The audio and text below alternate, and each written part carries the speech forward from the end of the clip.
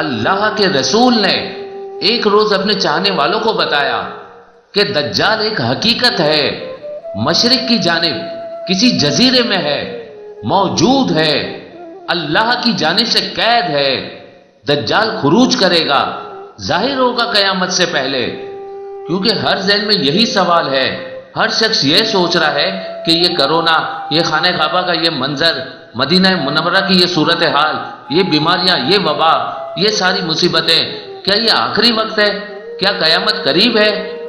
تو قیامت کی نشانیوں میں سے ایک اہم نشانی ہے، یہ وہ نشانی ہے جو ہمارے دور میں پوری ہو چکی ہے۔ عرب کے ننگے بدن اور ننگے پیر پھرنے والے لوگ عمارتوں کی بلندی میں ایک دوسرے سے مقابلہ کریں گے آخری وقت میں۔ اسرائیل کا شہر یروشلم آج سے تقریباً 2000 سال پہلے رومیوں کے ہاتھوں برباد ہوا تھا۔ بیت المقدس بھی رومیوں کے ہاتھوں تباہ ہو گیا تھا، جس کی ایک دیوار گریا کہلاتی ہے، جہاں آج بھی یہودی جا کر دعائیں مانگتے ہیں، اور وہ دیوار آج بھی موجود ہے۔ اللہ کے رسول نے اندازاً آج سے 1400 سال پہلے، آج سے 2000 سال پہلے تباہ ہونے والے بیت المقدس کے دوبارہ آباد ہونے کی پیش گوئی کی تھی کہ دوبارہ آباد ہوگا۔ ایک حدیث کے مطابق بیت المقدس کا آباد ہونا مدینے کے ویران ہونے کا سبب بنے گا۔ مدینے کا ویران ہونا جنگ عظیم کا سبب بنے گا۔ جنگ عظیم ترکی کا شہر قسطنطنیہ کی فتح کا سبب بنے گا، اور قسطنطنیہ کی فتح دجال کے خروج کا سبب بنے گا۔ اللہ کے رسول نے فرمایا کہ قسطنطنیہ جب فتح ہوگا تو اس کے صرف 7 ماہ کے اندر دجال ظاہر ہو جائے گا۔ قیامت کی نشانیوں میں سے جب ایک نشانی ظاہر ہو جائے گی تو باقی نشانیاں ایسے یکایک آنا شروع ہو جائے گی، جیسے تسبیح کا ایک دانہ گرتا ہے، باقی دانے گرتے چلے جاتے ہیں، آتے چلے جاتے ہیں۔ اسی طرح قیامت کی نشانیوں میں سے ایک یہ بھی بتائی گئی کہ حج رک جائے گا۔ اللہ کے رسول کی حدیث کا مفہوم ہے، سرکار فرماتے ہیں کہ آدم علیہ السلام سے لے کر اب تک جتنے بڑے بڑے فتنے واقعات ہوئے ہیں دنیا میں، پوری دنیا کی بات ہو رہی ہے، ہزاروں سال پہلے کی بات ہو رہی ہے۔ کون سا فتنہ ہے جو نہیں ہوا ہوگا؟ بھائی نے بھائی کو مارا ہوگا، قومیں قتل ہوئی، کیمیکل ویپنز پھینکے گئے، بچوں کو مارا گیا، گلے کاٹے گئے۔ کیا ظلم ہے جو نہیں ہوا؟ کیا فتنہ ہے جو برپا نہیں ہوا؟ آدم علیہ السلام سے لے کر آج تک، اب تک جتنے بڑے واقعات اور فتنے برپا ہوئے ہیں، دجال سے بڑا فتنہ کوئی نہیں ہوگا۔ اور کہا وہ خدائی کا دعوے دار ہوگا، خدا ہونے کا دعویٰ کرے گا۔ دجال کا حلیہ کیسا ہوگا؟ کیسا لگے گا دجال؟ دجال نظر کیسا آئے گا؟ اس حوالے سے بھی بہت ساری روایت موجود ہیں۔ دجال جوان ہوگا، بال گھنگریالے ہوں گے، اور سب سے اہم نشانی یہ ہے کہ اس کی الٹی آنکھ کانی ہوگی، اور اس کی آنکھ انگور کی طرح باہر نکلی ہوئی ہوگی۔ ماتھے پر کافر تحریر ہوگا، جسمانی طور پر بڑا دئیم شہیم ہوگا۔ اس کی جسامت ایسی ہوگی کسی بھی عام انسان کی نہیں ہوگی، جسم پر کثرت سے بال ہوں گے۔ دجال مشرق کے کسی جزیرے میں قید ہے، جسے اللہ کے رسول نے فرمایا تھا، لیکن خروج کس علاقے سے کرے گا؟ ظاہر کس علاقے سے ہوگا؟ اس بارے میں بھی بتایا۔ حدیث میں آتا ہے کہ وہ شام اور عراق کے درمیان کسی علاقے سے ظاہر ہو کر اعلان دجالیت کرے گا۔ دجال اکیلا ظاہر نہیں ہوگا، اس کے ساتھ 70,000 کا لشکر ہوگا، اور کچھ روایت کے مطابق 70 لاکھ کا لشکر ہوگا۔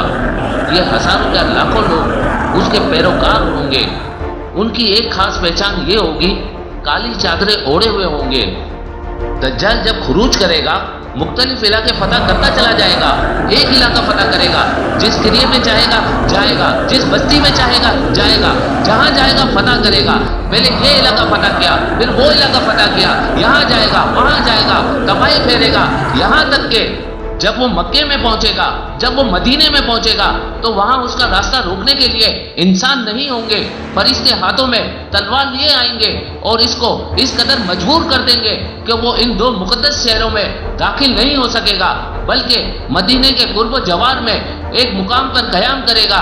یہ مقام بھی بتایا گیا ہے کہ اندازاً کہاں ہوگا۔ یہ مقام تقریباً احد کے پہاڑ کے پیچھے ہوگا، لیکن فرشتے اس کو وہاں بھی قیام نہیں کرنے دیں گے، بلکہ اس کو دھکیلتے ہوئے واپس شام کی طرف پلٹا دیں گے۔ پوری دنیا اس کی دسترس میں ہوگی سوائے مکے اور مدینہ کے۔ اب اگلا سوال یہ ذہن میں آتا ہے کہ یہ سارا کچھ جو سنہری ہوگا، جو دل ہلا دینے والا منظر ہوگا، یہ کب تک جاری رہے گا؟ یہ کتنا عرصہ یہ دجال اپنا فتنہ برپا کرتا رہے گا؟ کب تک ایسا چلتا رہے گا؟ حدیث کے مطابق دجال جب نکلے گا اس وقت زمانہ بدل جائے گا۔ وہ 40 دن تک رہے گا، لیکن حیرت انگیز طور پر اس کا ایک دن 1 سال کے برابر ہوگا، دوسرا دن 1 ہفتے کے برابر ہوگا۔ پھر اس کو حاصل اختیارات کے مطابق دجال کو اتنی قوت حاصل ہوگی، اتنی طاقت حاصل ہوگی کہ وہ حکم کرے گا تو بارشیں ہونا شروع ہو جائیں گی۔ وہ جس زمین کو حکم کرے گا وہاں سے اناج اگنا شروع ہو جائے گا۔ جو اس کے پیروکار ہوں گے وہ اپنی پیروی کرنے والوں پر بارشیں برسائے گا کہ ہر طرف ہریالی ہریالی ہو جائے گی، اور جو اس پر ایمان نہیں لائیں گے، جو اس کے منکر ہوں گے، جو اس کا انکار کریں گے، جو اس کو اپنا رب نہیں مانیں گے، ان پر قید نازل کرے گا، ان کو مجبور کرے گا کہ اس پر ایمان لائے۔ تمام خزانہ اس کے قبضے میں ہوگا۔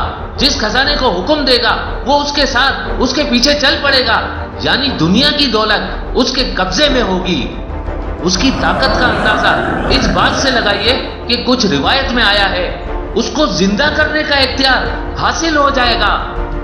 جب وہ چلے گا اس کی ایک طرف جنت نما نقشہ ہوگا اور دوسری طرف دوزخ نما نقشہ ہوگا۔ کچھ روایت کے مطابق کہ اس کی دائیں طرف ایک پہاڑ ہوگا جو اس کے ہمراہ چلتا رہے گا۔ اس میں نہریں ہوں گی، اس میں میوے ہوں گے، اس میں نعمتیں ہوں گی، جنت جیسا ماحول پیش کر رہا ہوگا۔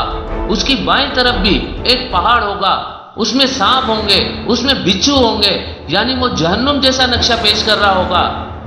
ایک طرف جنت کا منظرنامہ ہوگا، ایک طرف جہنم کا منظرنامہ ہوگا۔